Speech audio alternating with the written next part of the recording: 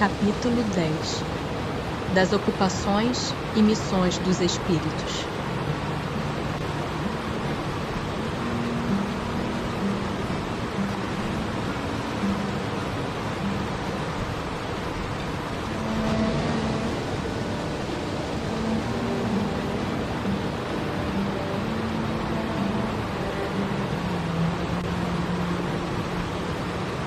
Alguma outra coisa incube aos espíritos fazer que não seja melhorarem-se pessoalmente? Concorrem para a harmonia do universo, executando as vontades de Deus, cujos ministros eles são. A vida espírita é uma ocupação contínua, mas que nada tem de penosa como a vida na Terra, porque não há a fadiga corporal, nem as angústias das necessidades. Também desempenham função útil no universo os espíritos inferiores e imperfeitos? Todos têm deveres a cumprir. Para a construção de um edifício não concorre tanto o último dos serventes de pedreiro como o arquiteto? Tem atribuições especiais cada espírito? Todos temos que habitar em toda parte e adquirir o conhecimento de todas as coisas, presidindo sucessivamente ao que se efetua em todos os pontos do universo. Mas como diz o Eclesiastes, há tempo para tudo. Assim, tal espírito cumpre hoje neste mundo o seu destino, tal outro cumprirá, ou já cumpriu o seu, em época diversa, na terra, na água, no ar, etc. São permanentes para cada um e estão nas atribuições exclusivas de certas classes as funções que os espíritos desempenham na ordem das coisas? Todos têm que percorrer os diferentes graus da escala para se aperfeiçoarem. Deus, que é justo, não poderia ter dado a uns a ciência sem trabalho, destinando outros a só a adquirirem com esforço. Já não tendo o que adquirir, os espíritos da ordem mais elevada se acham em repouso absoluto ou também lhes tocam ocupações? Que quererias que fizessem na eternidade? A ociosidade eterna seria um eterno suplício. De que natureza são as suas ocupações? Receber diretamente as ordens de Deus, transmiti-las ao universo inteiro e velar por que sejam cumpridas. São incessantes as ocupações dos espíritos? Incessantes, sim. Atendendo-se a que sempre ativos são os seus pensamentos, porquanto vivem pelo pensamento. Importa, porém, não identifiqueis as ocupações dos espíritos com as ocupações materiais dos homens. Essa mesma atividade lhes constitui um gozo pela consciência que têm de ser úteis. Concebe-se isto com relação aos bons espíritos. Dar-se-á, entretanto, o mesmo com os espíritos inferiores? A estes cabem ocupações apropriadas à sua natureza. Confiais, porventura, ao obreiro manual e ao ignorante trabalhos que só o homem instruído pode executar? Haverá espíritos que se conservem ociosos, que em coisa alguma útil se ocupem? Mas esse estado é temporário e dependendo do desenvolvimento de suas inteligências. Há certamente, como há homens que só para si mesmos vivem. Pesa-lhes, porém, essa ociosidade, e cedo ou tarde o desejo de progredir lhes faz necessária a atividade, e felizes se sentirão por poderem tornar-se úteis. Referimo-nos aos espíritos que han chegado ao ponto de terem consciência de si mesmos e do seu livre arbítrio, porquanto em sua origem todos são com as crianças que acabam de nascer e que obram mais por instinto que por vontade expressa. Atentam os espíritos em nossos trabalhos de arte e por eles se interessam? Atentam no que prove a elevação dos espíritos e seus progressos. Um espírito que haja cultivado na Terra uma especialidade artística, que tenha sido, por exemplo, pintor ou arquiteto, se interessa de preferência pelos trabalhos que constituíram objeto de sua predileção durante a vida? Tudo se confunde num objetivo geral. Se for um espírito bom, esses trabalhos o interessarão na medida do ensejo que lhe proporcionem de auxiliar as almas a se elevarem para Deus. Demais, esqueceis que um espírito que cultivou certa arte na existência em que o conhecestes pode ter cultivado outra em anterior existência, pois que lhe cumpre saber tudo para ser perfeito. Assim, conforme o grau do seu adiantamento, pode suceder que nada seja para ele uma especialidade. Foi o que eu quis significar, dizendo que tudo se confunde num objetivo geral. Notai ainda o seguinte: o que no vosso mundo atrasado considerais sublime, não passa de infantilidade comparada ao que há em mundos mais adiantados. Como pretenderias que os espíritos que habitam esses mundos, onde existem artes que desconheceis, admirem o que aos seus olhos correspondem a trabalhos de colegiais? Por isso, disse eu, atentam no que demonstre progresso. Concebemos que seja assim em se tratando de espíritos muito adiantados. Referimo-nos, porém, a espíritos mais vulgares que ainda se não elevaram acima das ideias terrenas. Com relação a esses, o caso é diferente. Mais restrito é o ponto de vista de onde observam as coisas. Podem, portanto, admirar o que vos cause admiração. Costumam os espíritos imiscuir-se em nossos prazeres e ocupações? Os espíritos vulgares, como dizes, costumam. Esses vos rodeiam constantemente e com frequência tomam parte muito ativa no que fazeis, de conformidade com suas naturezas. Cumpre assim aconteça, porque para serem os homens impelidos pelas diversas veredas da vida, necessário é que se lhes excitem ou moderem as paixões. Os espíritos que têm missões a cumprir, as cumprem na erraticidade ou encarnados? Podem tê-las num e no outro estado. Para certos espíritos errantes, é uma grande ocupação. Em que consistem as missões de que podem ser encarregados os espíritos errantes? São tão variadas que impossível fora descrevê-las. Muitas há mesmo que não podeis compreender. Os espíritos executam as vontades de Deus, e não vos é dado penetrar-lhe todos os desígnios. Os espíritos percebem sempre os desígnios que lhes compete executar? Não. Muitos há que são instrumentos cegos. Outros, porém, sabem muito bem com que fim atuam. Só os espíritos elevados desempenham missões? A importância das missões corresponde às capacidades e à elevação do espírito. O estafeta que leva um telegrama ao seu destinatário também desempenha uma perfeita missão, se bem que diversa da missão de um general.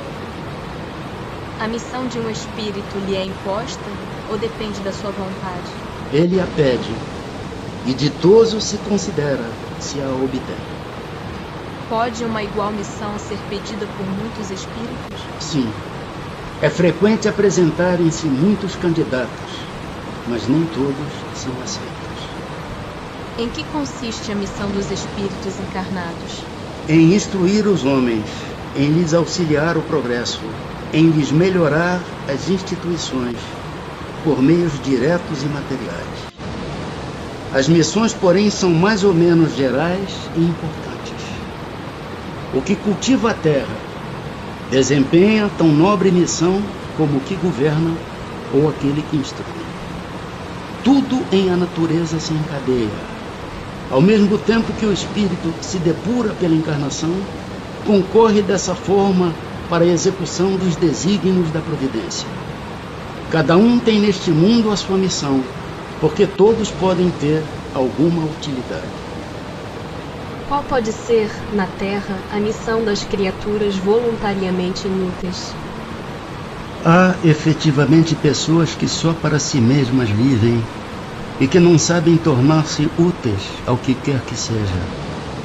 São pobres seres dignos de compaixão, porquanto espiarão duramente sua voluntária inutilidade, começando-lhes muitas vezes, já neste mundo, o castigo pelo aborrecimento e pelo desgosto que a vida lhes causa.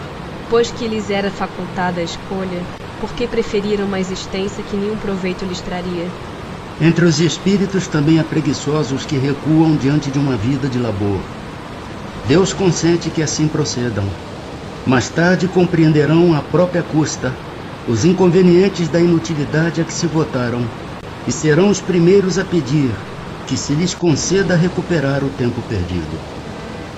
Pode também acontecer que tenham escolhido uma vida útil e que hajam recuado diante da execução da obra, deixando-se levar pelas sugestões dos espíritos que os induzem a permanecer na ociosidade. As ocupações comuns mais nos parecem deveres do que missões propriamente ditas. A missão, de acordo com a ideia a que esta palavra está associada, tem um caráter menos exclusivo, de importância, sobretudo, menos pessoal. Deste ponto de vista, como se pode reconhecer que um homem tem realmente na Terra uma determinada missão? Pelas grandes coisas que opera, pelos progressos a cuja realização conduz seus semelhantes. Foram predestinados a isso antes de nascerem os homens que trazem uma importante missão e dela têm conhecimento? Algumas vezes assim é. Quase sempre, porém, o ignoram. Baixando a terra, pressentem um vago objetivo. Depois do nascimento, de acordo com as circunstâncias, é que suas missões se lhes desenham às vistas. Deus os impele para a senda onde devam executar-lhe os desígnios. Quando um homem faz alguma coisa útil, a faz sempre em virtude da missão em que foi anteriormente investido e a que vem predestinado? Ou pode suceder que haja recebido missão não prevista? Nem tudo o que o homem faz resulta de missão a que tenha sido predestinado. A miudade das vezes é um instrumento de que se serve um espírito para fazer que se execute uma coisa que julga útil. Por exemplo, entende um espírito ser útil que se escreva um livro, que ele próprio escreveria se estivesse encarnado. Procure então o escritor mais apto a lhe compreender e executar o pensamento. Transmite-lhe a ideia do livro e o dirige na execução. Ora, esse escritor não veio à Terra com a missão de publicar tal obra. O mesmo ocorre com diversos trabalhos artísticos e muitas descobertas. Devemos acrescentar que durante o sono corporal, o espírito encarnado se comunica diretamente com o espírito errante, entendendo-se os dois acerca da execução. Poderá o espírito, por própria culpa, falir na sua missão? Sim, se não for um espírito superior. Que consequências lhe advirão da sua falência? Terá que retomar a tarefa, essa a sua punição. Também sofrerá as consequências do mal que haja causado. Pois, se é de Deus que o espírito recebe a sua missão, como se há de compreender que Deus confie missão importante e de interesse geral a um espírito capaz de falir? Não sabe Deus se o seu general obterá vitória ou se será vencido? Sabe, acreditai. E seus planos, quando importantes, não se apoiam nos que hajam de abandonar em meio à obra. Toda a questão para vós está no conhecimento que Deus tem do futuro, mas que não vos é concedido. O espírito, que encarna para desempenhar determinada missão, tem apreensões idênticas às de outro que o faz por provação? Não, porque traz a experiência adquirida. Certamente desempenham missão os homens que servem de faróis ao gênero humano, que o iluminam com a luz do gênio. Entre eles, porém, alguns há que se enganam, que de par com grandes verdades propagam grandes erros. Como se deve considerar a missão desses homens? Como falseadas por eles próprios. Estão abaixo da tarefa que tomaram sobre os ombros. Contudo, necessário se faz levar em conta as circunstâncias. Os homens de gênio têm que falar de acordo com as épocas em que vivem. E assim, um ensinamento que pareceu errôneo ou pueril numa época adiantada, pode ter sido o que convinha no século em que foi divulgado. Pode-se considerar como missão a paternidade? É, sem contestação possível, uma verdadeira missão. É ao mesmo tempo grandíssimo dever e que envolve mais do que o pensa o homem, a sua responsabilidade quanto ao futuro. Deus colocou o filho sob a tutela dos pais, a fim de que estes o dirijam pela senda do bem, e lhes facilitou a tarefa, dando àquele uma organização débil e delicada que o torna propício a todas as impressões. Muitos há, no entanto, que mais cuidam de aprumar as árvores do seu jardim e de fazê-las dar bons frutos em abundância, do que de formar o caráter de seu filho. Se este vier a sucumbir por culpa deles, suportarão os desgostos resultantes desta queda e partilharão dos sofrimentos do filho na vida futura, por não terem feito o que lhes estava ao alcance para que ele avançasse na estrada do bem. São responsáveis os pais pelo transviamento de um filho que envereda pelo caminho do mal, apesar dos cuidados que lhe dispensaram? Não. Porém, quanto piores forem as propensões do filho, tanto mais pesada é a tarefa, e tanto maior o mérito dos pais se conseguirem desviá-lo do mau caminho. Se um filho se torna homem de bem, não obstante a negligência ou os maus exemplos de seus pais, tiram estes daí algum proveito? Deus é justo. De que natureza será a missão do conquistador, que apenas visa satisfazer a sua ambição e que, para alcançar esse objetivo, não vacila ante nenhuma das calamidades que vai espalhando?